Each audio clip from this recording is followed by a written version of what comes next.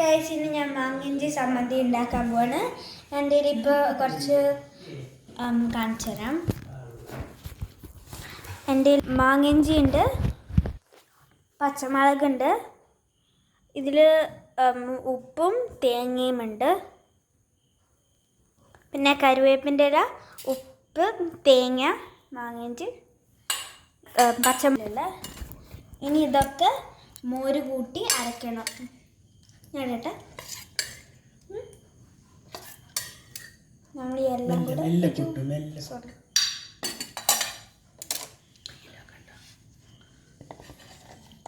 നമ്മൾ എല്ലാം കൂടെ അരയ്ക്കണം.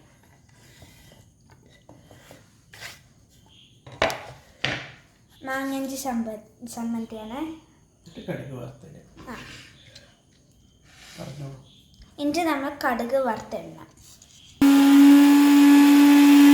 ഇങ്ങനെ ഉണ്ടാവും അരച്ച് കഴിഞ്ഞിട്ട്. എന്നിട്ട് നമ്മൾ ഇതൊക്കെ എടുത്തിട്ട് ഈ ബോളിലേക്ക് ഇടാം. ഒരു ബോളിൻ്റെ ഉള്ളിൽ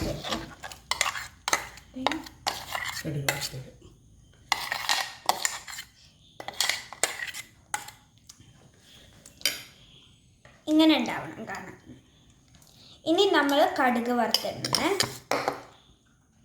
പിന്നെ പുളി നല്ലോണം വേണമെങ്കിൽ തൈര് നല്ലോണം ഇട്ടിട്ട് നന്നായി മിക്സ് ചെയ്യാം.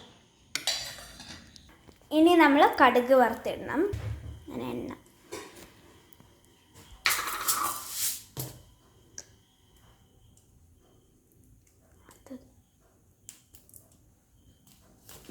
ഇങ്ങനെ കടുക് വറുക്കണം.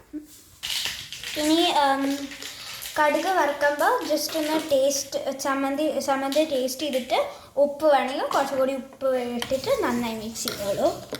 നമ്മൾ കടുക് വറുത്തിട്ട് നമ്മൾ ചമ്മന്തിൻ്റെ ഉള്ളിൽ ഇങ്ങനെ ഉണ്ടാവണം കാണാൻ.